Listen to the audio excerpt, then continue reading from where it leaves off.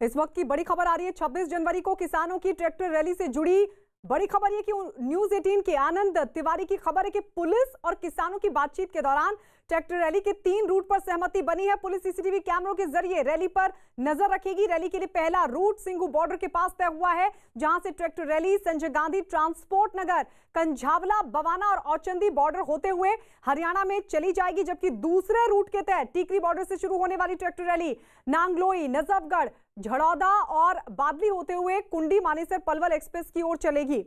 वहीं तीसरे रूट के तहत ट्रैक्टर रैली गाजीपुर बॉर्डर से शुरू होगी, जो अप्सरा बॉर्डर और गाजियाबाद होते हुए यूपी में डासना की ओर निकलेगी। किसान संगठनों ने 26 जनवरी को होने वाली ट्रैक्टर रैली के लिए देश भर से किसानों के दिल्ली पहुंचने का दावा किया है। तो एक तरफ सिंघू बॉर्डर पर पुलिस के अधिकारियों की बैठक और संभव यह कि आज फैसला हो जाए। छोटी मीटिंग थी सिर्फ दिल्ली पुलिस के ऑफिसर्स के साथ, क्योंकि कल जो हमारा सारा एग्रीमेंट हो चुका था उसके बाद रात को सिग्नेचर्स हुए हैं और पुलिस की तरफ से फॉर्मल परमिशन मिल गई है, तो उन्होंने फॉर्मल परमिशन के लिए बुलाया था और जो कल से जो भी छोटे मोटे इश्यूज आए हैं वो सब इश्यूज को सॉर्ट आउट करने के लिए बुलाया था। तो जैसा मैंने कल कहा था, 26 जनवरी को परेड होगी, हम दिल्ली के अंदर जाएंगे और शांतिपूर्ण तरीके से परेड होगी। और इस वक्त दो सहयोगी हमारे साथ जुड़ चुके हैं। दिल्ली नोएडा बॉर्डर पर जावेद मंसूरी मौजूद है और पुलिस मुख्यालय के बाहर दिल्ली से ही आनंद तिवारी हमारे साथ है। आनंद, सबसे पहले बताइए, योगेंद्र यादव कह रहे हैं कि कल ही सब कुछ तय हो चुका है, तो फिर दिल्ली पुलिस की तरफ से आधिकारिक बयान कब, आधिकारिक घोषणा कब? जी देखिए गायत्री, कुछ देर के बाद ही जो स्पेशल सीपी इंटेलिजेंस हैं दीपेंद्र पाठक, वो दिल्ली पुलिस हेडक्वार्टर में एक प्रेस ब्रीफिंग करेंगे और जिसमें वो तमाम वो जानकारी साझा करेंगे कि पुलिस ने क्या टर्म कंडीशन रखी हैं, किन किन नियमों को मानना पड़ेगा किसान रैली निकालने के लिए। लेकिन जो सोर्सेज से जानकारी मिल रही है कि पुलिस ने जो शर्तें रखी हैं उन शर्तों को मानना पड़ेगा और किसी भी सूरत में जो आउटर रिंग रोड है या दिल्ली के आंतरिक इलाके हैं वहां पर किसानों को ट्रैक्टर रैली नहीं निकालने जाएगी किसी भी सूरत में। एक महत्वपूर्ण जानकारी मैं आपको और दे दूं, कल Delhi police commissioner SN Srivastava ने जो फुल ड्रेस रिहर्सल थी उसके बाद एक बड़ी मीटिंग ली थी और उसमें खास तौर पर निर्देश दिए थे या आदेश दिए थे कि तमाम लोग गणतंत्र दिवस कार्यक्रम खत्म होने के बाद भी पूरी तरह से अलर्ट पर रहेंगे और उन्हें शॉर्ट नोटिस पर भी फिर से ड्यूटी पे बुलाया जा सकता है। तो कोई भी ड्यूटी में लापरवाही नहीं बरतेगा और किसी भी सूरत में आउटर रिंग रोड पर या दिल्ली के आंतरिक इलाकों में किसानों को ट्रैक्टर रैली निकालने नहीं दिया जाएगा। जो शर्तें पुलिस उनके सामने रखेगी उन शर्तों को किसानों को मानना होगा और 4 रूट पर सहमति बनी है। वो 4 रूट हमने दिखाए भी थे ग्राफिक्स के जरिए भी और मैप के जरिए भी कि उन 4 रूट पर ही किसानों को ट्रैक्टर रैली निकालने दी जाएगी। लेकिन अभी भी संशय ये बना हुआ है कि किसान कितने बजे रैली निकालेंगे, कितनी तादाद में ट्रैक्टर होंगे और पुलिस ने उनको किलोमीटर भी तय किए हैं कि 18 किलोमीटर से ज्यादा की रफ्तार में आप ट्रैक्टर नहीं चला सकते हैं, आपको तमाम गाइडलाइन का पालन करना होगा और लिखित में ये देना होगा। सोर्सेज बता रहे हैं कि अगर आप ट्रैक्टर रैली निकालेंगे तो उसमें कानून व्यवस्था का पालन आपको करना पड़ेगा, कोई एंटी सोशल एलिमेंट उसमें शामिल अगर होता है तो उसकी जिम्मेदारी कौन लेगा, ये तमाम चीजें जो है जवाबदेही ये तय करना पड़ेगी। इसी सबको लेके जो दिल्ली पुलिस है उसने पूरा खाका भी तैयार किया है और उसको लेके लगातार तो क्या इस पर अभी तक लिखित में सहमति नहीं हो पाई है, लिखित में नहीं दिया गया किसानों की तरफ से? आनंद, इसके लिए लौटेंगे आपके पास। जावेद भी हमारे साथ हैं। जावेद, योगेंद्र यादव कह रहे थे, अभी आनंद ने भी कहा कि कुछ शर्तें हैं जो दिल्ली पुलिस की तरफ से रखी गई हैं किसानों के सामने। योगेंद्र यादव ने भी कहा कि छोटे मोटे इश्यूज हैं जिनको लेकर बातचीत चल रही है। वो कौन से छोटे मोटे इश्यूज हैं और उनको लेकर अभी तक बात क्यों नहीं बन पाई है? अगर योगेंद्र यादव ये दावा कर रहे हैं कि पूरा खाका तैयार हो चुका है, बाकायदा सिग्नेचर हो चुके हैं, दिल्ली पुलिस की पूरी मंजूरी मिल चुकी है। देखिए गायत्री, बहुत अहम सवाल आपने पूछा है। कल 4 घंटे की मीटिंग 3 राज्यों की पुलिस और किसान नेताओं के बीच में हुई थी और कल जब किसान नेता बाहर आए मीटिंग के बाद तब भी योगेंद्र यादव ने यही कहा था कि मीटिंग में लगभग रूट्स फाइनल हो गए हैं, लेकिन कुछ छोटी मोटी बातें हैं उन्हें फाइनलाइज करना बाकी है। लगातार सुबह से इसी बात पर नजरें हैं कि किसान नेता औपचारिक तौर पर आधिकारिक रूप से कब टाइम बताएंगे, जो किसान है वो कब घोषणा करेंगे कि उनका का रूट क्या होगा। हालांकि ये मानकर चलिए कि जो रूट पुलिस की तरफ से बताया गया है मोटे तौर पर रूट वही रहेगा, गुंजाइश कोई नहीं है कि दिल्ली के अंदरूनी इलाकों में किसान परेड कर पाएंगे, जैसा कि आनंद बता रहे थे। लेकिन अभी भी आधिकारिक रूप से जो है रूट नहीं बताया गया। एक बात, दूसरी बात, टाइम नहीं बताया गया कि किस टाइम जो है वो किसान परेड शुरू होगी और क्या क्या अपील वो किसान नेता किसानों से करेंगे जो परेड में रहेंगे, किस तरह से। क्योंकि देखिए 26 जनवरी बहुत महत्वपूर्ण दिन है और बहुत शांतिपूर्ण तरीके से, हालांकि कल कहा था कि पूरी किसान परेड होगी, तो ऐसे में औपचारिक जो है एक बयान का या औपचारिक जो आधिकारिक रूट है उसका इंतजार अभी भी किसान नेताओं की तरफ से, और लगातार ये पूछा जा रहा है कि उनकी तरफ से रूट क्या होगा, वो अभी भी जारी नहीं किया गया और इंतजार इसी बात का हो रहा है कि किसान नेताओं का इस पर क्या रुख रहेगा। गायत्री, ठीक है जावेद, लौटेंगे आपके पास, आनंद आपके पास भी लौटेंगे, लेकिन इस बीच ये भी बता दें कि दिल्ली पुलिस ने किसानों की परेड के लिए 4 रूट तय किए हैं और ये साफ कर दिया है कि ट्रैक्टर रैली को आउटर रिंग रोड या फिर दिल्ली के भीतरी इलाकों में जाने की इजाजत नहीं होगी। और ऐसे में अब इंतजार किसानों के जवाब का है जो 100 किलोमीटर की ट्रैक्टर रैली पर अड़े थे।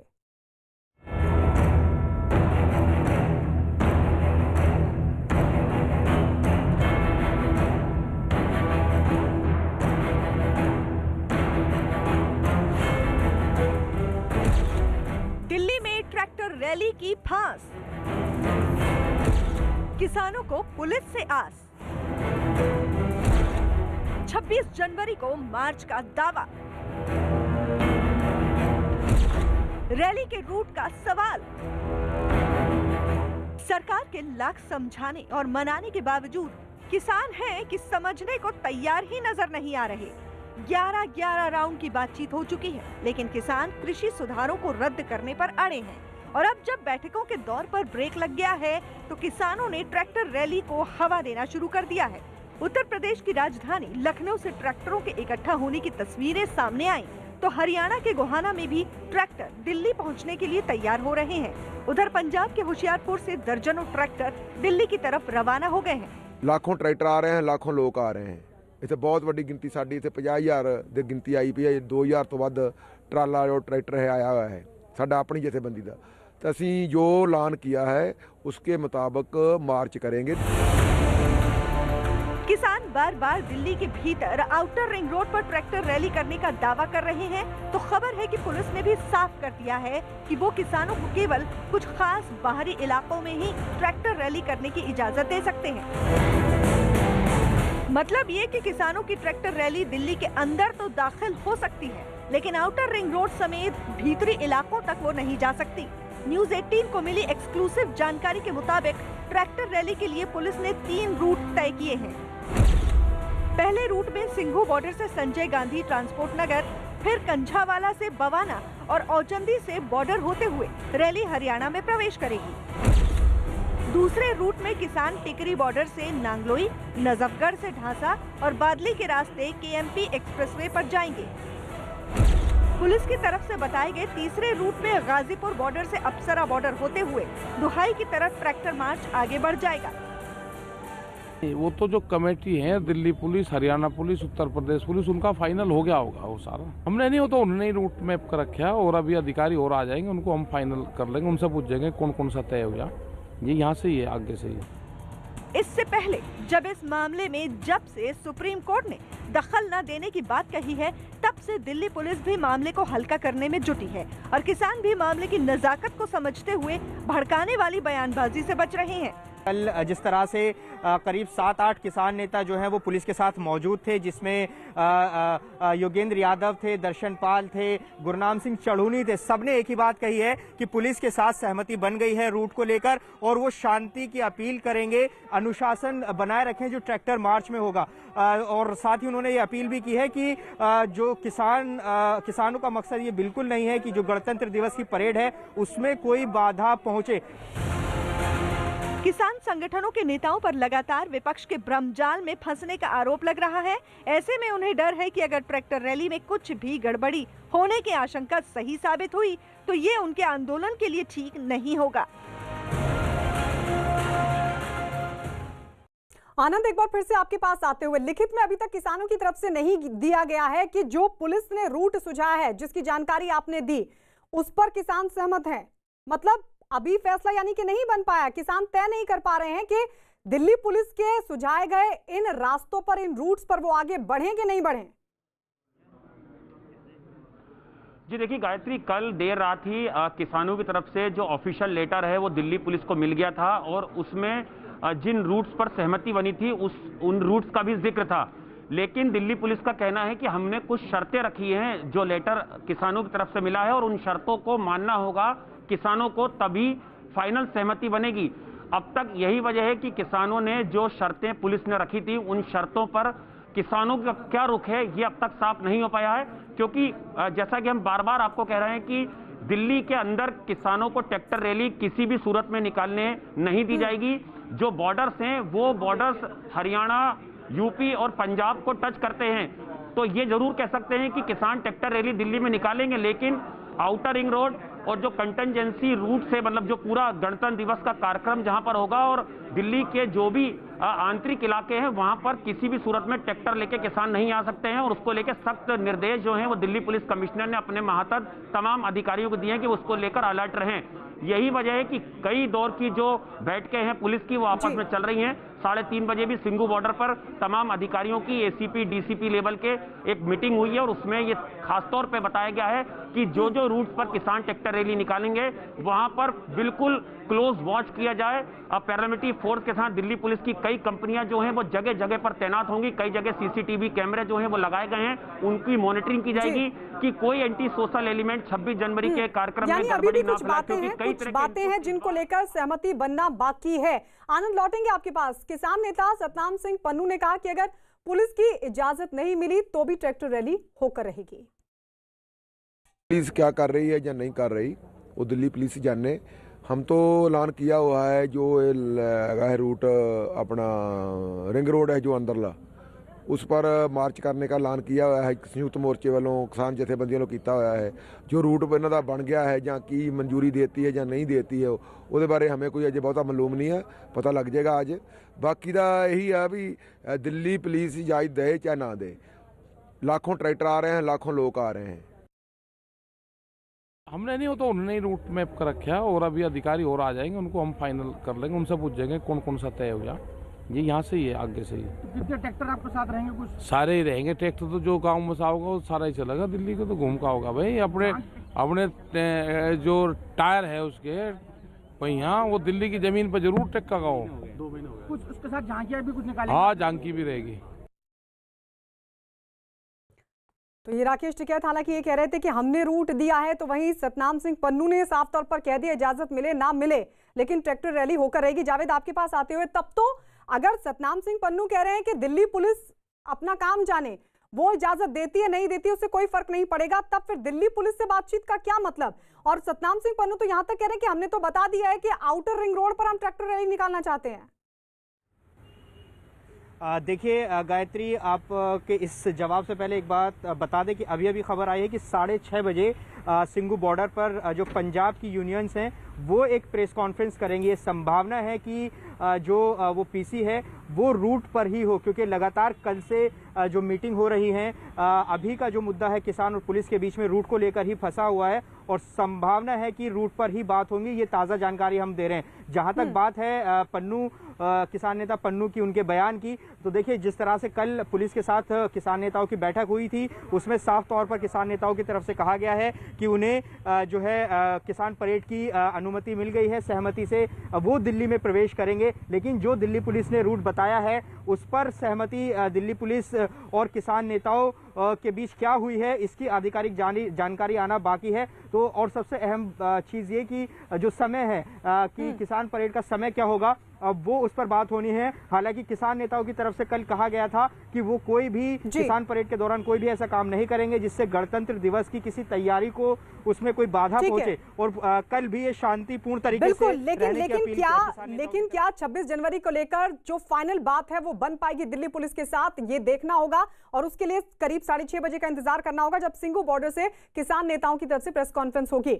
और इस बीच आपको बता दें बंगाल की सियासत में किस तरीके से लगातार घटनाक्रम सामने आ रहे हैं। पश्चिम बंगाल में चुनाव से पहले सियासत लगातार गर्माती जा रही है, फिर चाहे वो मौका सियासी हो या फिर सरकारी। शनिवार को कोलकाता में नेताजी सुभाष चंद्र बोस की जयंती पर कार्यक्रम हुआ तो वहां राज्य की मुख्यमंत्री ममता बनर्जी को भी बुलाया गया।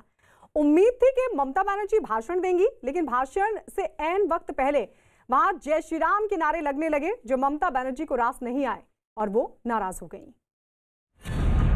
राम के नाम पर भड़की ममता। एक गवर्नमेंट का प्रोग्राम है, कोई पॉलिटिकल पार्टी का प्रोग्राम नहीं है। राम के नाम पर ममता की सियासत। तो आमंत्रण करके, निमंत्रित करके उसको बेइज्जत करना है, आपको शोभा नहीं देता है। ममता को क्यों है राम के नाम से दिक्कत? आप लोगों को कहेंगे यही on protest of that I am not telling anything. जय हिंद, जय बांग्ला। ममता बनर्जी का ये तल्ख लहजा नेताजी सुभाष चंद्र बोस की 125वीं जयंती के मौके पर उस वक्त देखने को मिला जब उन्हें मंच पर आमंत्रित किया गया। हर किसी की नजर मंच पर बैठे पीएम और ममता बनर्जी पर थी। लोग ममता बनर्जी के भाषण का इंतजार कर रहे थे। तभी ममता भाषण देने के लिए उठी तो वहां जय श्री राम के नारे लगने लगे, जिसे सुनते ही ममता बनर्जी का पारा चढ़ गया और पीएम के सामने ही वो भड़क गईं।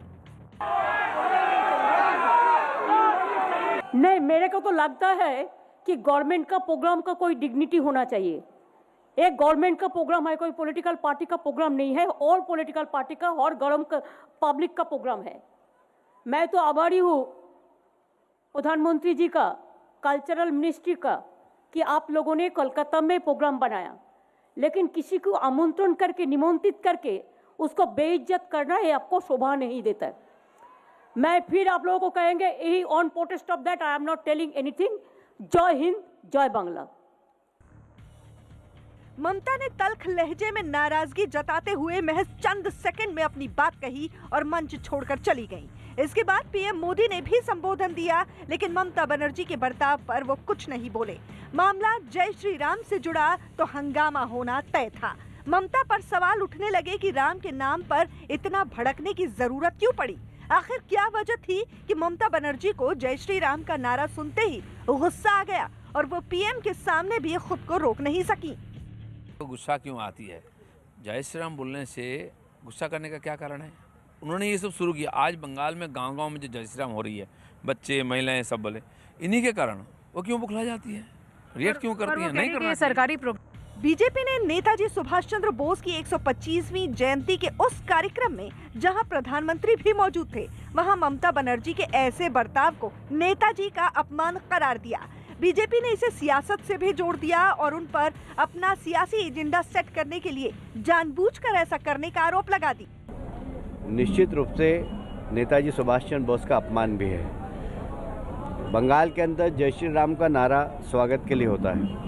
जब प्रधानमंत्री जी आए तब भी जय श्री राम का नारा लगा। प्रहलाद पटेल जी जो सांस्कृतिक मंत्री हैं वो आए तब भी जय श्री राम का नारा लगा। ममता जी आई तो भी जय श्री राम का नारा लगा।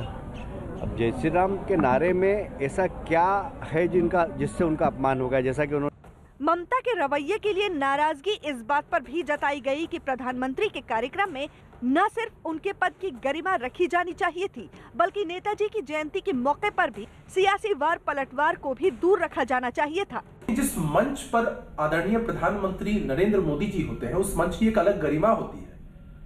प्रधानमंत्री जी पूरे देश का प्रतिनिधित्व करते हैं, देश के सर्वोच्च नेता होते हैं। तो हमारा ऐसा मानना है कि जिस मंच पर आदरणीय प्रधानमंत्री जी हों, उस पर भाषा का संयम हर किसी को बरतना चाहिए, क्योंकि प्रधानमंत्री जी की एक अलग गरिमा है। उधर हरियाणा सरकार में मंत्री अनिल विज ने भी ममता पर तंज कसा और अपने ट्वीट में लिखा, ममता बनर्जी के सामने जय श्री राम के नारे लगाना सांड को लाल कपड़ा दिखाने जैसा है, इसलिए उन्होंने भाषण बीच में ही छोड़ दिया। जय श्री राम के नारे पर ममता के भड़कने का बीजेपी ने विरोध जताया तो उनकी पार्टी के लोग उनके समर्थन में उतर आए और टीएमसी सांसद नुसरत जहां ने ट्वीट करके लिखा, राम का नाम गले लगा के बोलें, ना कि गला दबा के। ममता बनर्जी के राम के नाम पर गुस्सा होने के मुद्दे पर कांग्रेस बटी हुई नजर आई। पीएल पूनिया ने जहां राम के नाम पर आपत्ति करने को गलत बताया तो अधीर रंजन चौधरी ने इसे ममता की बेइज्जती करार दिया।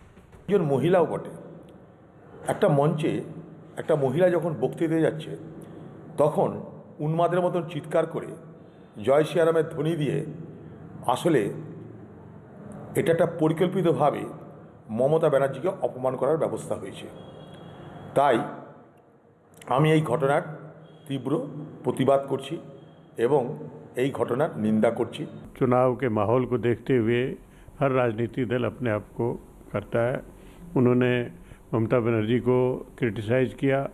ममता बनर्जी ने कार्यक्रम का एक किस्म से बहिष्कार किया कि सरकारी कार्यक्रम उसकी कोई गरिमा होनी चाहिए, ये कह के किया। ये उनका अपना निर्णय। उधर आरजेडी ने भी ममता के भड़कने को सही ठहरा दिया और बीजेपी पर पलटवार करने का मौका नहीं छोड़ा। हाथ जोड़ के प्रधानमंत्री जी से भी आग्रह करूंगा, चुनाव अपनी जगह, नेताजी इस मुल्क के लिए क्या थे वो बना रहने दीजिए और अपने लोगों से कहिए कि किसी भी सरकारी कार्यक्रम में अगर इस प्रकार की चीजें होती हैं, पूरे देश को असहज करता है। बंगाल का चुनाव इस बार टीएमसी के लिए साख और प्रतिष्ठा बचाने का चुनाव है, जबकि बीजेपी के लिए ये चुनाव बंगाल विधानसभा में नए उदय का चुनाव है। यही वजह है कि टीएमसी और बीजेपी के बीच वार पलटवार आम बात हो गई है। दरअसल विधानसभा चुनाव से ठीक पहले टीएमसी की हालत डूबते जहाज जैसी दिखाई दे रही है। जनाधार बढ़ने की बजाय पार्टी के बड़े बड़े नेताओं का ममता बनर्जी से मोहभंग हो रहा है।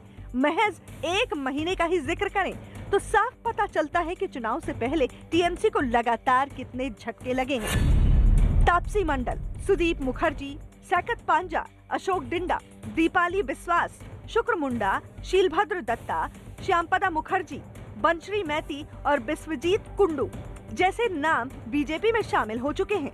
इतना ही नहीं, कभी ममता बनर्जी के दाएं हाथ रहे शुवेंदु अधिकारी भी बीजेपी में शामिल होने के बाद ममता बनर्जी को हराने की शपथ ले चुके हैं। यही वजह है कि अपनों के आक्रोश की खींच ना तो ममता बनर्जी को रास आ रही है और न ही उनकी पार्टी कार्यकर्ताओं को, जिनका नतीजा विरोध और बवाल की तस्वीरों के साथ लगभग रोजाना ही सामने आ रहा है। देखिए, उनका स्टंट था, वो चाहते थे इसको पॉलिटिकल कलर देना। जय श्री राम कोई पॉलिटिकल नारा नहीं है। भगवान राम की अगर कोई तारीफ करता है, चैंट करता है, तो उसको पॉलिटिकल नज़रिए से देखने का जो तरीका उन्होंने देखा है वो गलत है। और जिस तरह से प्रधानमंत्री जी की मौजूदगी में जो उन्होंने स्टंट किया है वो उनको ही बैकफायर करेगा और उनको उसका नुकसान होगा। बंगाल की अस्मिता और बंगाल की संस्कृति की हिफाजत का दावा करने वाली ममता बनर्जी के लिए इस बार चुनाव की राह आसान नहीं है। बीजेपी लगातार उन्हें चुनौती दे रही है और अब तक वो राज्य में अपने पैर मजबूती से जमा चुकी है। ऐसे में ममता के सामने बीजेपी को पटखनी देने की बड़ी चुनौती है। यही वजह है कि ममता के बर्ताव को उनकी बौखलाहट से भी जोड़ा जा रहा है। राम के नाम पर नाराज होकर ममता ने अपने लिए नई मुसीबत खड़ी कर ली है, जो कि उनकी सियासी लड़ाई को और मुश्किल बना सकती है, वो भी तब जब उन्होंने खुद ही बीजेपी को बैठे बिठाए एक मुद्दा दे दिया हो।